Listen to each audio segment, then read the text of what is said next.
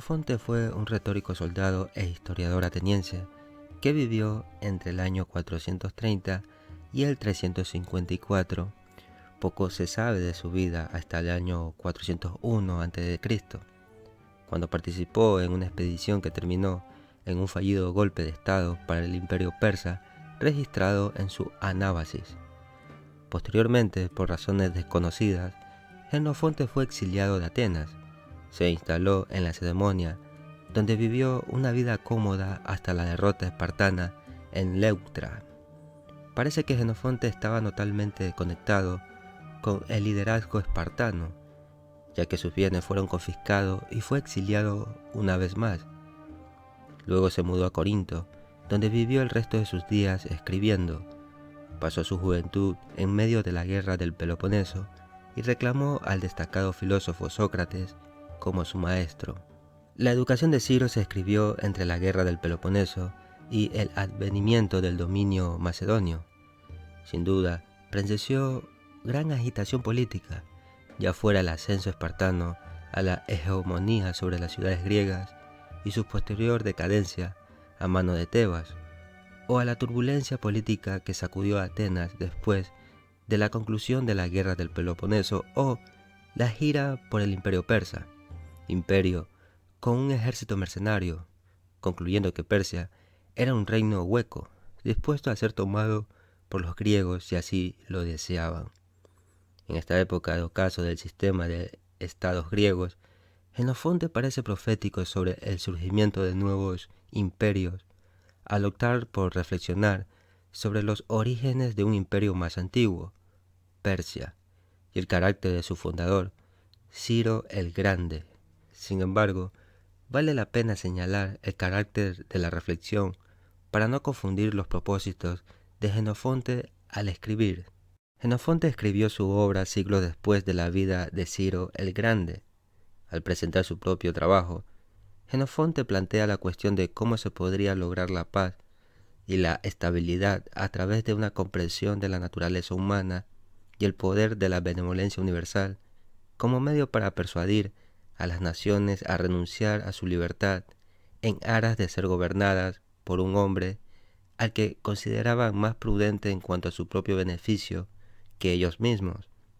Pero si bien el carácter de la obra de Jenofonte puede parecer histórico o biográfico, hay buenas razones para no tomarlo como una obra histórica. Para tomar un ejemplo obvio, los asiáticos regularmente juraban por dioses griegos, pero ocasionalmente por deidades asiáticas, lo que sugiere que Jenofonte tiene pleno control de su historia. Asimismo, el primer régimen de los persas se parece sospechosamente a la descripción que hace Jenofonte del régimen de los espartanos, mientras que otros historiadores afirman que Persia adquirió su dominio sobre otras naciones al rebelarse contra los señores medos. Jenofonte guarda silencio sobre tal revuelta y en cambio indica que la superioridad natural de Ciro lo hacía atractivo como gobernante. Estas razones explican por qué algunos estudiosos caracterizan la educación de Ciro como una novela política en lugar de una historia, una biografía o un tratado.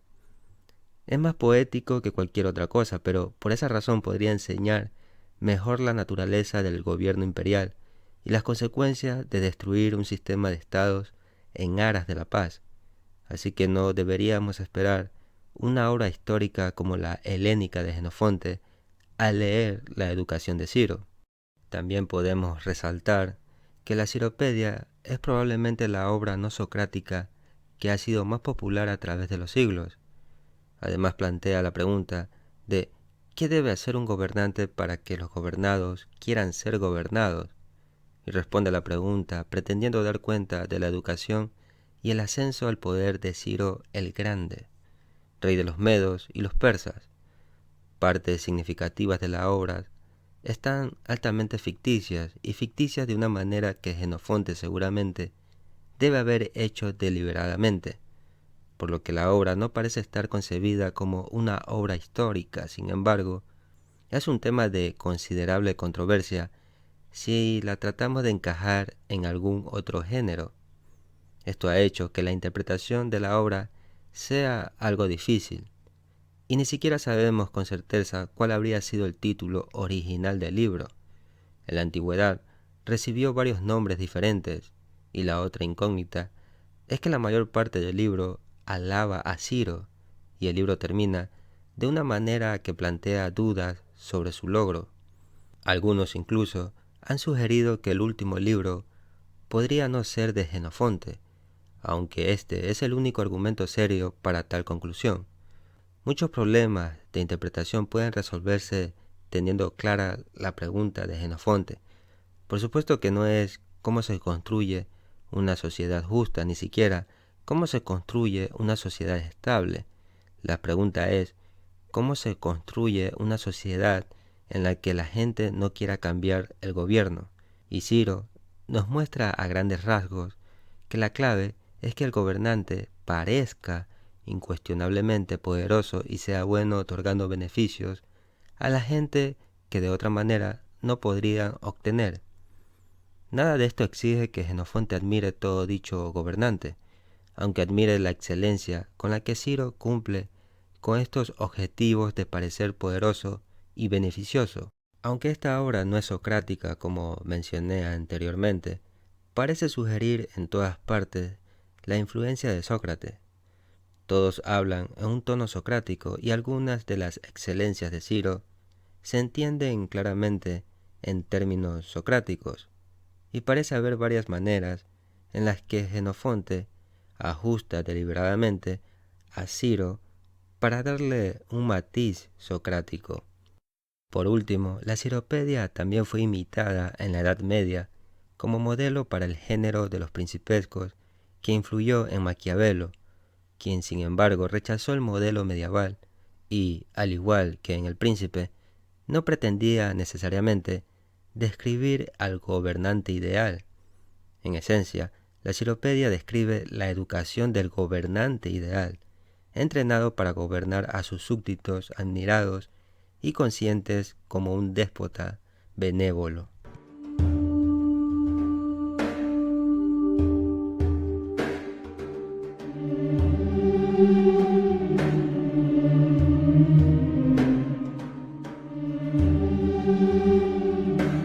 En el libro 1, Jenofonte comienza señalando que todo tipo de gobiernos suelen ser derrocados por quienes los gobiernan, de modo que parece que los seres humanos carecen de la capacidad para gobernar a otros seres humanos.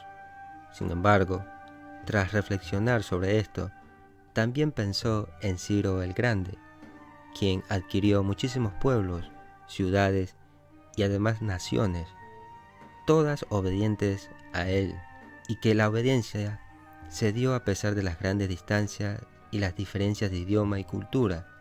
Entonces, ¿cuál fue el secreto de Ciro? Esto es lo que se abordará en el resto de la obra. Y comienza Jenofonte con la biografía de Ciro cuando tenía 12 años. La madre de Ciro, Mandané, recibe un mensaje de su padre Astiages, rey de los Medos, solicitando que ella y su hijo lo visiten en Media. Presentando a su abuelo, Ciro nota cómo la ropa lujosa y el comportamiento de los Medos difieren de las costumbres más simples de Persia. Mandané y Ciro se quedan en el reino por un tiempo y el niño aprende las tradiciones de los Medos y forma una buena relación con Astiages.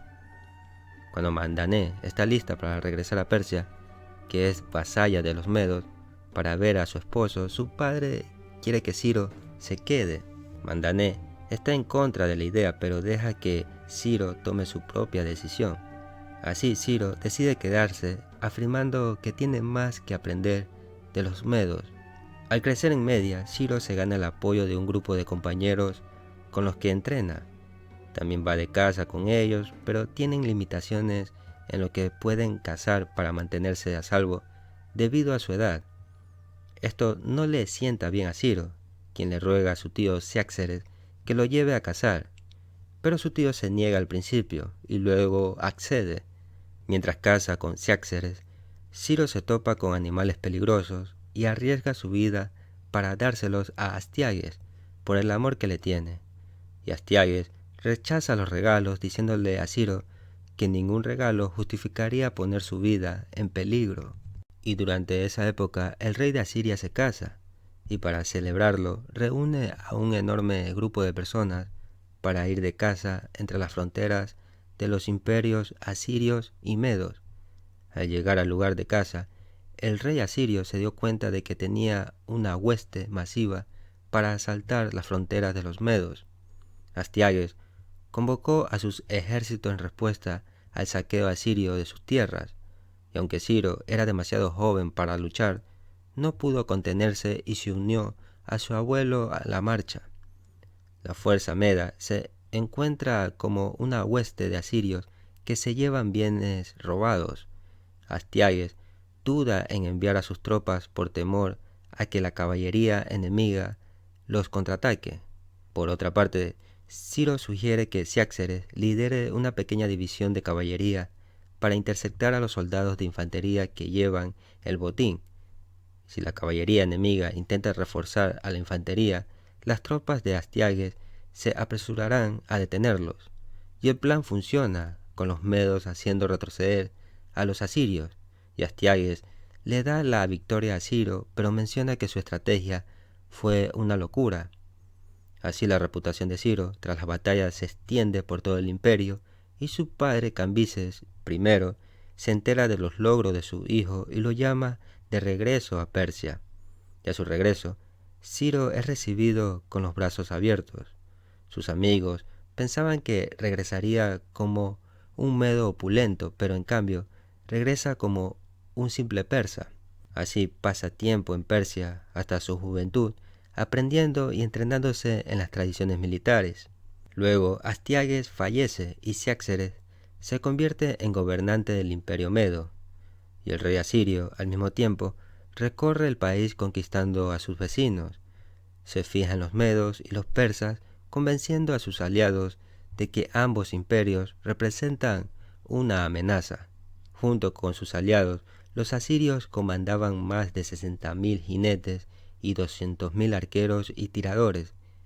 Ciáxares, al tanto de sus planes, envió un mensaje a Persia pidiendo refuerzos a Ciro. Este reunió a 10.000 arqueros, 10.000 londeros y 10.000 tiradores, y antes de partir a la guerra, pronunció un discurso prometiéndoles la victoria contra sus enemigos. Cuando Ciro llega a Media, se entera de que la alianza del rey asirio ha crecido considerablemente y que el ejército que viene contra los medos es enorme en comparación con todo lo que pueden desplegar. Y esto es un problema, ya que ambos bandos están bien equipados con arqueros y lanceros, lo que sugiere escaramuzas a distancia, pero las escaramuzas a distancia tienden a favorecer al ejército más numeroso. Por lo tanto, al estar tan superados en número, Ciro menciona que no pueden ganar por desgastes, y se da cuenta de que si no pueden ganar con números, pueden ganar con un ejército de mejor calidad, y afirma que la táctica común de guerra son las unidades de alcance con armadura ligera, por lo que decide reequipar su ejército para que sea más bien un ejército de combate cuerpo a cuerpo pesado. Sus tropas reciben una cota de malla para el pecho, un escudo para el brazo izquierdo y una espada o hacha de batalla para la mano derecha. Además, Ciro permite que cualquier soldado raso que lo desee tenga la oportunidad de recibir honores como de los soldados de élite. Así, entrenan en combate cuerpo a cuerpo y organiza concursos para que quienes luchen bien y obedezcan las órdenes reciban un rango superior. Los obliga a dormir juntos para que vean que todos reciben el mismo trato, y además se avergüencen de no luchar si saben quién más lucha. Por otra parte también, cena no solo con oficiales, sino con cualquiera que considere que hace bien lo que debe hacer.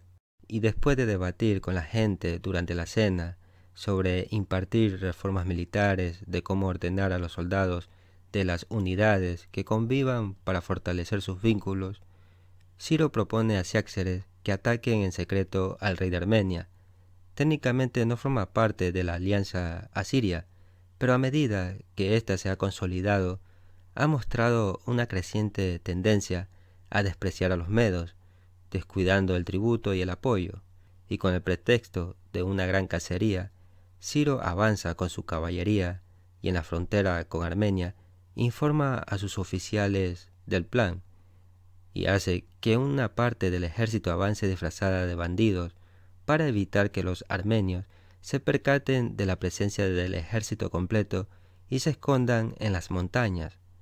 La parte del ejército disfrazada de bandidos también está allí para impedir la huida a las montañas si llega el caso. Mientras tanto, Ciro atacará directamente a los armenios con la caballería principal. Así, los armenios, sorprendidos, se encuentran corriendo de un lado para otro intentando esconder sus posesiones o poner a salvo a sus familias. Ciro promete que quienes se queden no serán considerados enemigos, pero quienes huyan serán tratados como tales. Mientras tanto, la propia familia del rey es sorprendida huyendo a las montañas y el rey es asediado. Él se rinde y es juzgado por Ciro. El rey armenio se ve obligado a admitir que sería severo con cualquier subordinado que hiciera lo mismo, pero el hijo del rey armenio, llamado Tigranes, argumenta que Ciro solo debe castigar cuando le conviene castigar, y el rey armenio, habiendo demostrado que puede ser fácilmente derrotado, pero que ahora es más útil como aliado que como alguien a quien castigar. Ciro accede y le pregunta al rey armenio qué hará para demostrar su utilidad.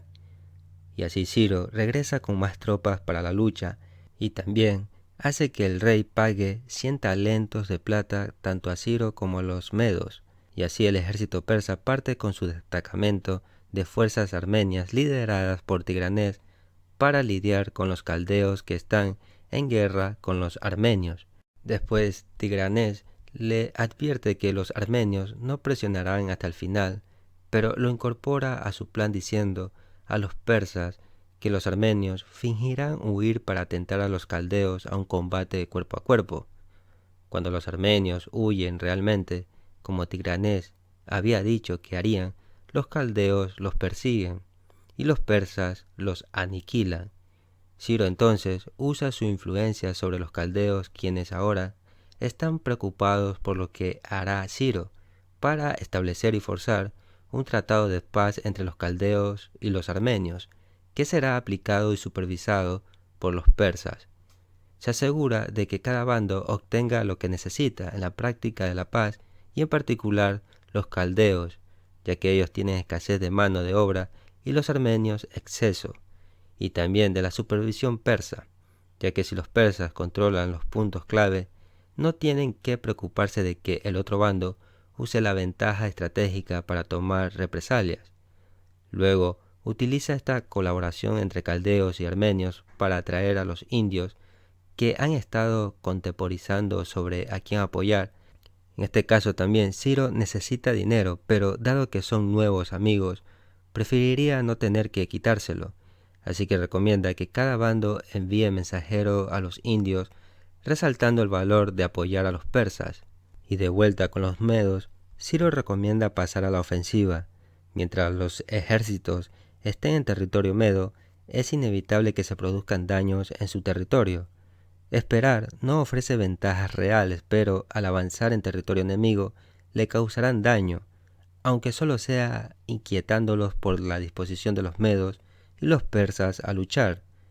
Una de las cosas que hacen durante su avance es cocinar solo durante el día, y por la noche no se permiten fogatas en el campamento, pero a veces también las encienden por la noche muy por detrás del campamento. Por lo tanto, los exploradores enemigos están constantemente confundidos sobre la ubicación real del ejército.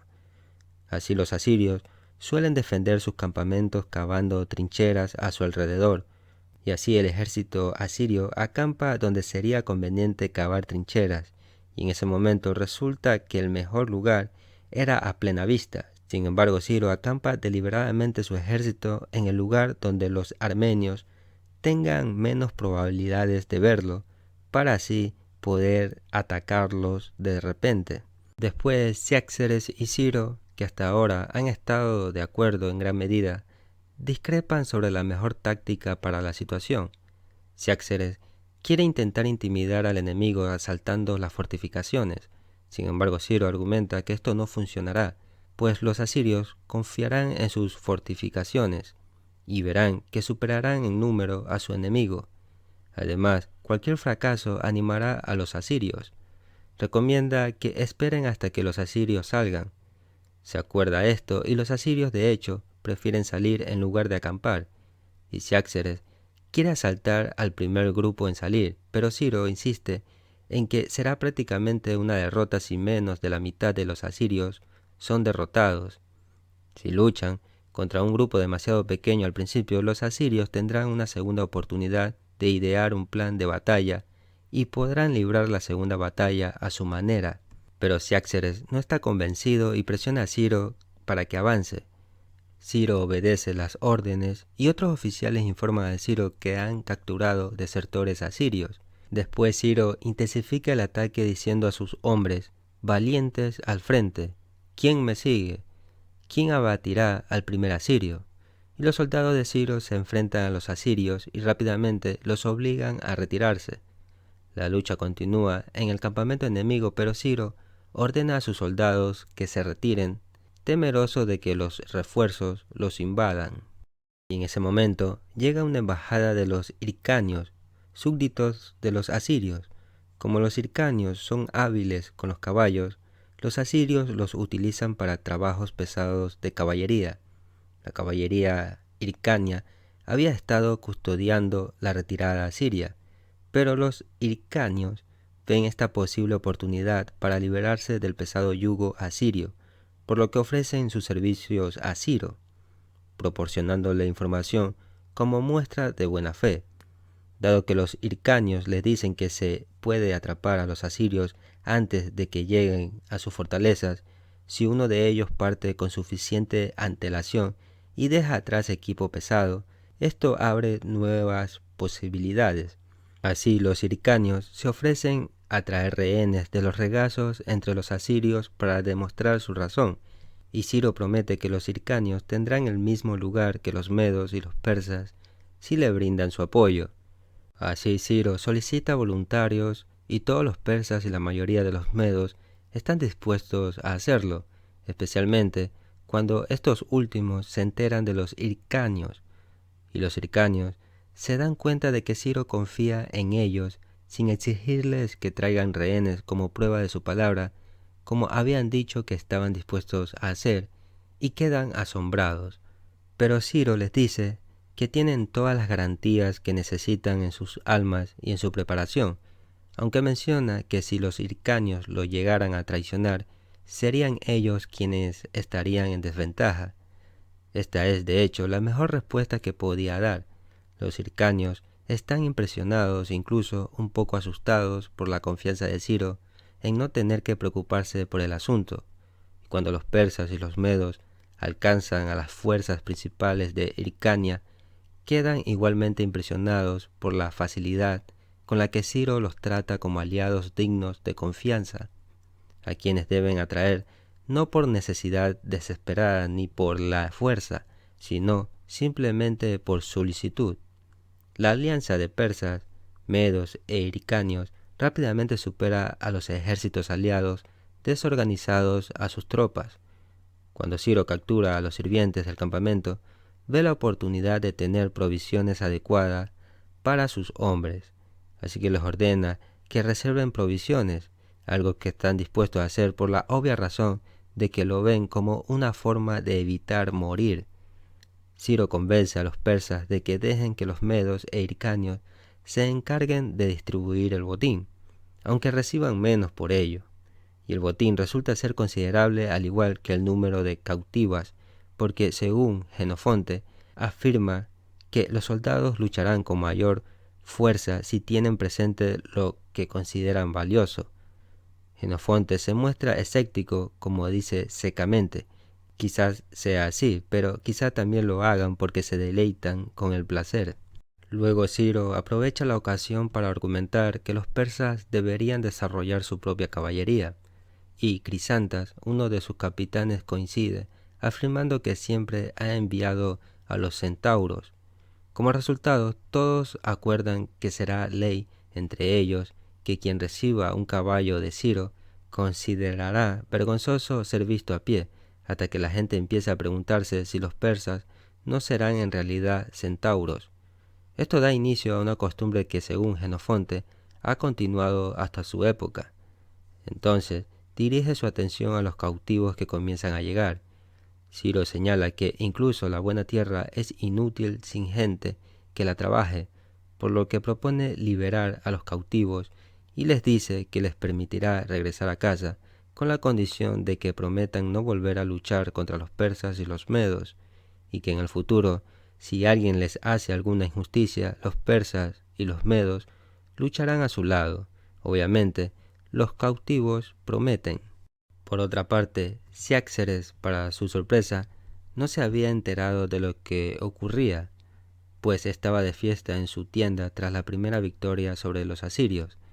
Se llevó una gran sorpresa al salir a la mañana siguiente y no le hizo ninguna gracia, y al descubrir toda la historia de los hircanios se enfureció aún más y convocó a la caballería meda, enviando un pequeño contingente de lo que le quedaba. Los medos no sabían qué hacer, ya que obviamente tenía derecho a llamarlos, pero también era famoso por su brutalidad cuando se enfadaba. Ciro envió un mensajero a Persia pidiendo refuerzos y aprovechó su nueva alianza con los hircanios para que entretuvieran al contingente medo encargado de la retirada. Luego envió un mensaje a Ciáxares informándole lo sucedido. Ciro cumplió su propósito y encargó a los hircanios y a los medos la distribución del botín. Le entregan los caballos a Ciro, quien les ordena que también den generosamente a Ciáxares. Luego libera a todos los que habían sido esclavizados por los asirios a cambio de unirse a sus filas. En ese momento traen a un asirio capturado llamado Gobrias y pide hablar con Ciro. Era buen amigo del rey antiguo asirio, quien había muerto en batalla de las fortificaciones, y no se llevaba bien con su hijo, el nuevo rey asirio, ya que había causado la muerte del hijo de Gobrias. Gobrias le pide a Ciro que se convierta en su vengador, y Ciro promete que lo hará y que le permitirá quedarse con todo lo que era suyo si Gobrias puede demostrar que no miente. Luego Gobrias se le permite regresar a casa. Mientras tanto, la distribución está hecha. Los medos le han dado a Ciro la tienda más hermosa y a la mujer más hermosa, y los hircanios le dieron las tiendas adicionales a Ciro y distribuyeron el dinero acuñado equitativamente. Como podremos notar, la saga de Ciro, por supuesto, está lejos de terminar, y veremos tanto a Susa y Gobrias como la respuesta de Ciáxares en los próximos libros.